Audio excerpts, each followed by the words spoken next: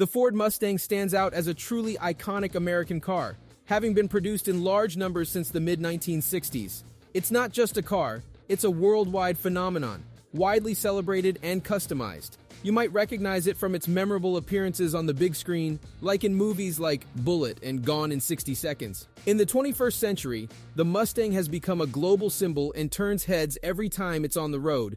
But there's a hidden gem in the Mustang world that not many people know about, and it's called the 1970 Boss 429 Lawman. This particular Mustang, with its incredible 1,000 horsepower, is a powerhouse that played a major role, especially during the Vietnam War.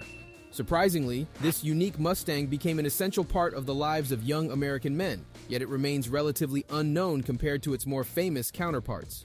So stick around as we take a look under the hood of this iconic piece of machinery and uncover all its secrets. Let's explore the intriguing story and details of the most extraordinary Mustang ever crafted.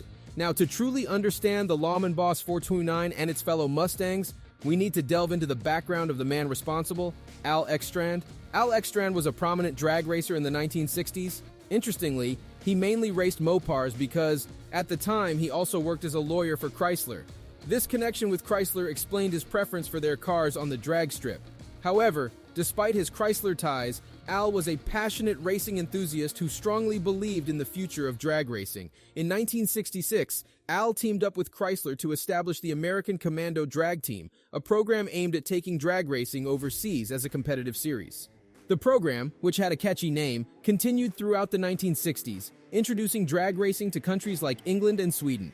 It's worth noting that the vibrant street racing scene in Sweden today likely has some roots in this drag racing initiative led by Al. Fast forward to 1970, and the Lawman Mustang program took off. During this time, the U.S. was grappling with a significant issue of road fatalities, averaging over 50,000 each year. Cars in the 60s and 70s weren't as safe as they are today, prompting the need for innovative approaches to address these concerns. During the thriving era of street racing, Ford seized an opportunity to tap into Al's grassroots marketing expertise to promote automotive safety for troops overseas. The goal was to ensure returning soldiers could safely hit the road back home.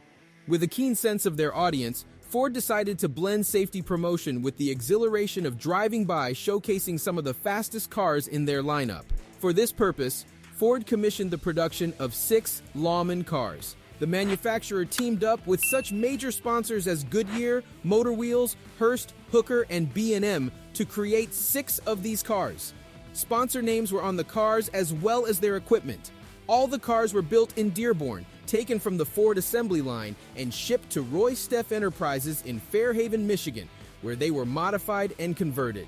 5 of them boasted the potent 428 Cobra jet engine, conservatively rated at 335 horsepower. While the Cobra jet cars were already impressive street machines, the 6th Lawman car was the Boss 429 Mustang, a true collector's treasure. The Boss 429 featured a Hemi-headed all-aluminum engine, making it one of the most coveted Ford engines ever. Although officially rated at 375 horsepower, it was widely believed that the actual output far surpassed this conservative figure. All Lawman cars, especially the Boss 429, were far from stock. The Cobra Jet Lawman cars were tailored as street strip brawlers, reminiscent of what passionate racers drove in the 70s. Other than the engines, and an array of colors from Ford's standard palette, the motor pool Mustangs were more or less the same. Goodyear tires, motor wheel spider mags, hooker headers and zoomies, suntack, and ancillary gauges, and more. All were painted with uniform Lawman graphics, including that signature star.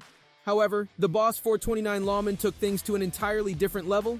This Boss 429 was a full-fledged racing car, decked out with a substantial root-style supercharger and significant under-the-hood modifications.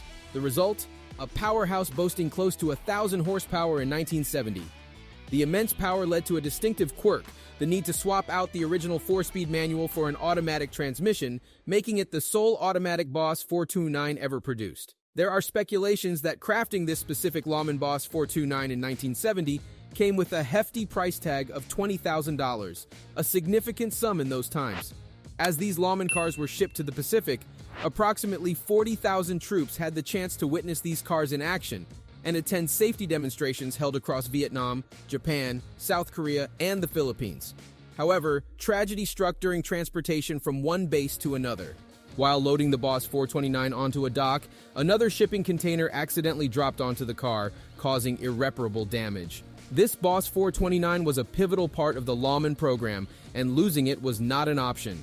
In response, Al, Ford, and the United States Air Force swiftly collaborated to build and fly a second Boss 429 Lawman overseas with a special VIN number, XXX429.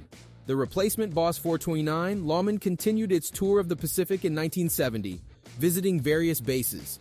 Unfortunately, when the program concluded, bringing these Mustangs back to the States was deemed too costly. As a result, most of the Lawman Cobra Jet cars were destroyed. Thankfully, though, due to the unique and expensive nature of the Boss 429 Lawman, this halo car did make its way back to the United States. In 1971, Ford sold the car to a local racer in the greater Detroit area, minus the supercharger and Lawman nickname. Under private ownership, it earned the nickname Blue Devil and participated in races during the 1970s. The car changed hands a few times before eventually returning to the original Lawman himself, Al Exstrand.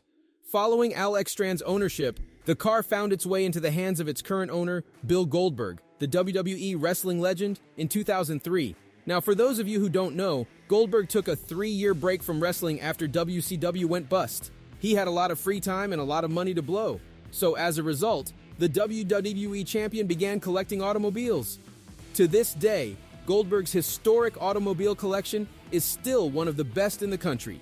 He respects his vehicles as if they were his children and keeps them in immaculate shape. Above all, he isn't afraid to get his hands dirty for restoring them or reconstructing them from the ground up. Under Bill's ownership, the Lawman car underwent a faithful restoration, restoring it to its full 1,000 horsepower, supercharged glory of sheer craziness. In 2018, he finally made the exciting decision to give the Lawman a complete redo, and he handed over the task to Marcus Angel of Scottsdale, Arizona, a specialist renowned for his expertise in restoring various early Mustang models. After almost 2 decades since its initial purchase, the Lawman was finally restored to its former glory and was all set to hit the roads again. And let me tell you, the sound it makes without any mufflers is absolutely exhilarating. The restored Lawman proudly sports its iconic Lawman livery, featuring a powerful supercharged V8 and a pristine white interior straight from the factory. Adding to its distinctiveness, the car is now equipped with a one-of-a-kind parachute. Under the meticulous care of Angel Restorations, this historic icon underwent a thorough process, stripped down to bare metal, and carefully rebuilt using original parts whenever possible, paying homage to its sponsors from 1970, Hooker headers and motor wheel. The Lawman still proudly showcases its zoomy exhaust and spider wheels today.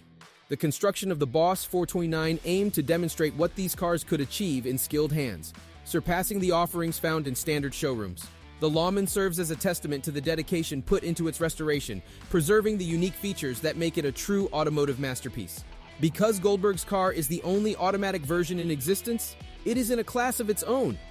So it makes sense why it's his favorite car, and we agree, it's a one-of-a-kind vehicle for 2 reasons: power and historical importance. After all, this quarter-mile beast, dubbed Super Boss, has a fascinating tale and a hefty price tag of over $132,000. So there you have it, a brief yet captivating history of the Lawman Boss 429 and its Cobra Jet counterparts. Which feature of the restored Lawman Boss 429 impressed you the most? Let us know in the comments below. If you enjoyed this video, make sure to drop a like and share it with other car enthusiasts. And hit that notification bell for more documentary-style videos on the world's most interesting cars. Until next time, stay tuned for more exciting automotive adventures.